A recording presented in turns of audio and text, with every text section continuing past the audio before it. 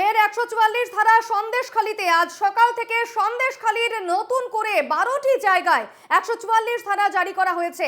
বসিরহাটের জেলা police super doctor Mehedi Hasan Rahman কথা জানিয়েছেন। আবারও নতুন করে 144 ধারা জারি করা হয়েছে সন্দেশখালীতে এবং সন্দেশখালীর 12টি জায়গায় আজ সকাল থেকে নতুন করে জারি হয়েছে 144 ধারা। সেক্ষেত্রে সন্দেশখালী যাচ্ছেন এডিজি দক্ষিণবঙ্গ। এই মুহূর্তে বড় খবর, 144 ধারা জারি করা হয়েছে সন্দেশখালীর 12টি জায়গায় নতুন করে এই 144 ধারা জারি করা হয়েছে। বসিরহাটের জেলা police super doctor Mehedi Hasan Rahman কথা জানিয়েছেন।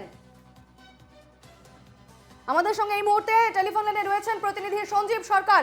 সঞ্জীব, কি জানাচ্ছ? একেবারে সন্দেশখালীর 12টি জায়গায় নতুন করে আবারও আজ থেকে 144 ধারা।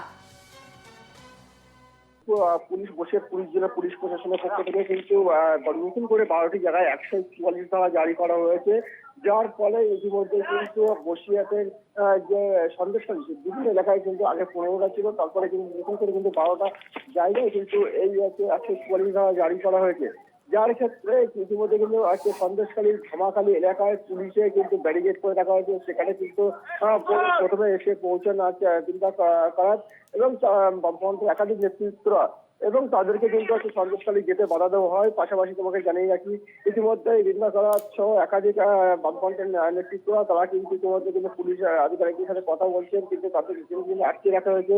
পাশাপাশি রাজ্যের বিরোধী দলের নেতা শুভেন্দু অধিকারীর নেতৃত্বে কিন্তু একাধিক আধিকারিক বিজেপি দলের নেতা কর্মীরা তারা কিন্তু ঘটনাস্থলে এসেছেন, তাদেরকেও কিন্তু ইতিমধ্যেই আটকে দেওয়া হয়েছে।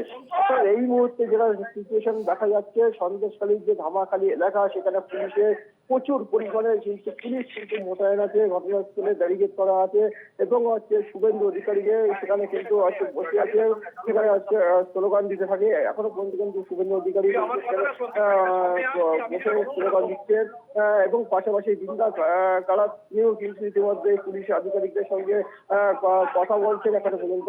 অর্থাৎ তাদের যেটা দাবি করছে, অর্থাৎ 144 ধারা থাকার কারণ কিন্তু চারজনকে তারা কিন্তু ভিতরে প্রবেশ করানোর জন্য বারবার কিন্তু পুলিশ আধিকারিককে বলছে, কিন্তু সেই কথা মতো অনুযায়ী কিন্তু পুলিশ আধিকারিকরা কাউকে কিন্তু 144 ধারা অমান্য করে কিন্তু কাউকে কিন্তু সন্দেশখালী যেতে দিচ্ছে না। ইতিমধ্যে এই ধামাখালী অর্থাৎ সন্দেশখালী যে দামাখালী ঘাট, সেই দামাখালী ঘাট এলাকায় ইতিমধ্যে কিন্তু একদিকে যেমন পুলিশ একেবারে সঞ্জীব তুমি সঙ্গে থাকো। এই মুহূর্তে বৃন্দা কারাত কি বলছেন শুনবো। गुंडा, ये जितने गुंडे हैं उनके, जब वो पलायन कर रहे और भाग गए तब बीजेपी से ही हो रहा है। तो ये जो योगी आदित्यनाथ सरकार ने हाथरस के संबंध में किया, वही बात टीएमसी सरकार यहाँ संदेशखाली में कर रही है, जो बहुत निंदनीय है।